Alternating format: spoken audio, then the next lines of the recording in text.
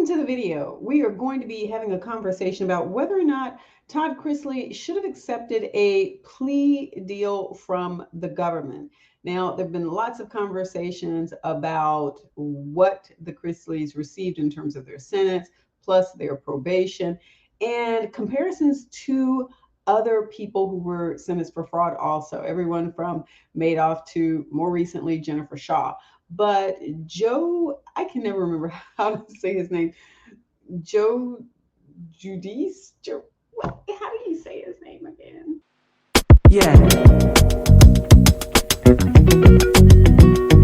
There's been some conversation about whether or not they got an amount of time that was maybe too long. Joe Giudice, who was on the Real Housewives of New Jersey, and he's been making a lot of, I don't know, he's been putting a lot out there about what he thought should have happened. He said he thought the Chrisleys should have taken a deal and they would have had a much shorter sentence. Now, there are a lot of reasons that people don't take deals. Sometimes it can be our ego, our desire to continue to say, hey, I'm innocent and I'm going to stick with that until the very end. Some people want to have their day in court to be able to share their side of things. It's a different analysis from a legal analysis in terms of whether or not you really should go that route. Some people feel that way. I've run into people who say, Sheila, I want to be able to tell my side in court. Legal analysis aside, like they don't care. They're thinking with their emotions and they're not thinking analytically. Your attorney is supposed to help you get back on the right track. But in some cases, the client still decides, hey, I don't want to take the plea deal. So they want to have their day in court. That's one reason. Another reason is they don't know what they're going to get. So it could be, I don't know what the government's going to offer me. So I don't even want to go down that road with them. I don't want to have this conversation with them. And that guarantees that I might have to serve some time if I accept this plea arrangement. Remember, a plea deal is just that. You're pleading to some guilt in order to get a deal. Some people just don't want to go that route. Then you have other situations where there's just some people who just want to get it over with. They're just done with it at this point. They're like, I don't care. Just give me the paper. Let me sign it. I'm done. I can't do anymore. I can't handle anymore. They might not necessarily even be in a situation where that's the best thing for them, but they may take that because they say, I don't want to have to go through a trial. I don't want to put my family through that. Because think about it. If you're married and you've got kids, your whole family is going to be going through that. Some people don't want to do that. They say, take all of that off the table. Take all of that off the table. I will do my time.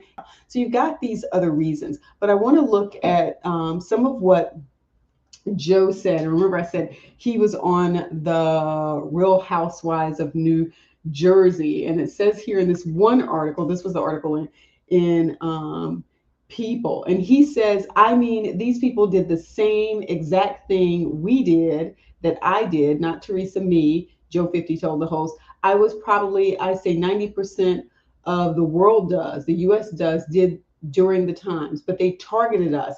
And now these people here did the same exact thing, same exact charges. So he goes on to say that he was sentenced to a 41-month prison sentence after pleading guilty for mail wire and bankruptcy fraud in 2014. Teresa was also found guilty and sentenced to 15 months. He goes on to say that they probably would have gotten a slap on the wrist had they agreed to some sort of plea arrangement. Then he goes on to talk about drug programs and alcohol programs that can further reduce your time. And I mentioned some of this in another video about the fact that this is federal prison and you may get reduced time for, good behavior. He didn't exactly mention that here.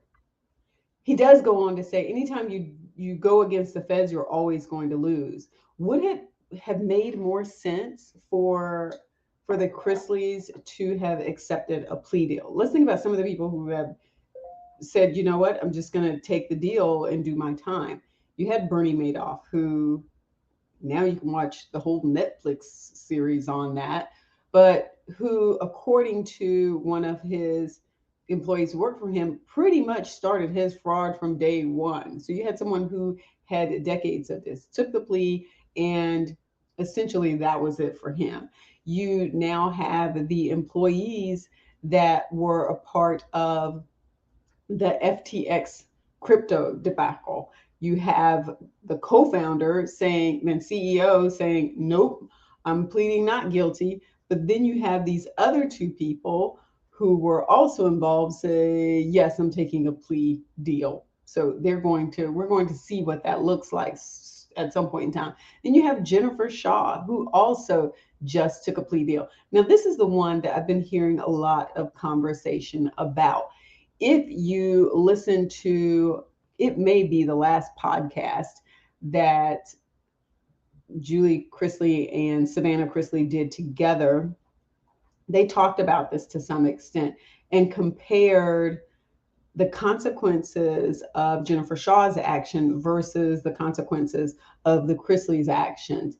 It almost comes across as, if you do the government wrong, that's who you hurt, then we're going to be even more harsh on you. Whereas if you hurt all of these other just regular people, even if some of these people are senior citizens, even if some of these people have lost their homes, even if some of these people have lost their life savings because of your fraud, we're going to go easier on you because they were just people and you didn't really commit your fraud on the government. If you commit your fraud on the government, we're going after you. But if you commit your fraud on people, maybe not so much.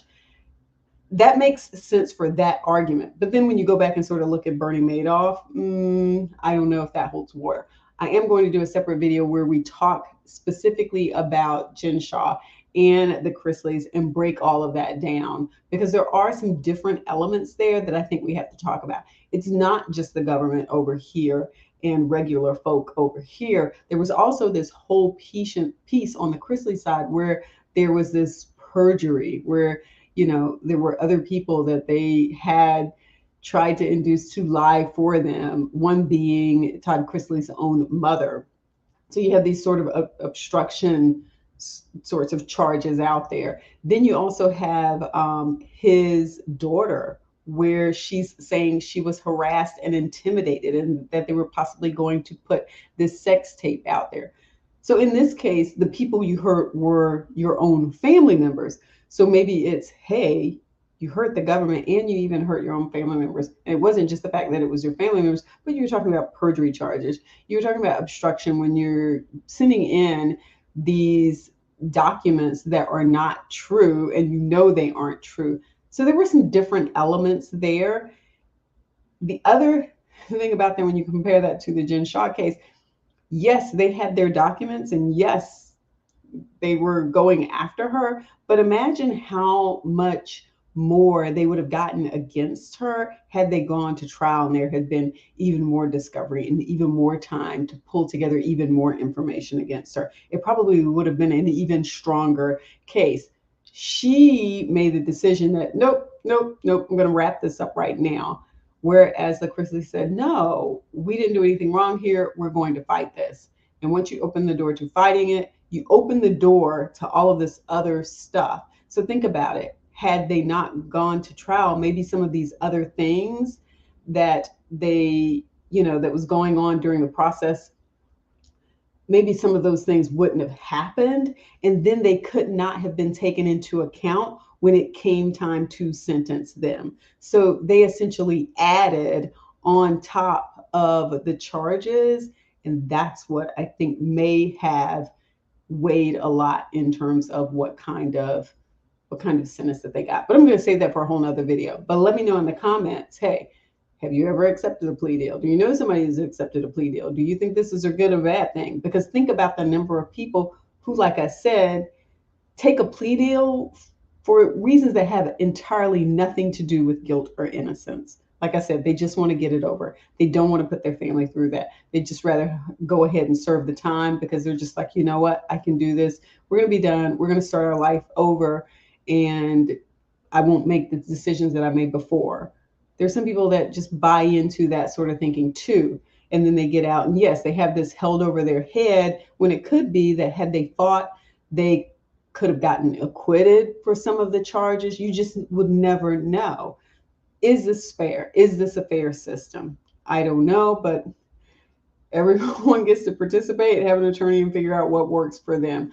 Hope this provides some information to you. Let me know if you think the Chrisleys should have accepted some sort of plea deal, looked at it harder, and not pushed to or not accepted going to trial. Don't forget to like the video, subscribe to the channel, and peace.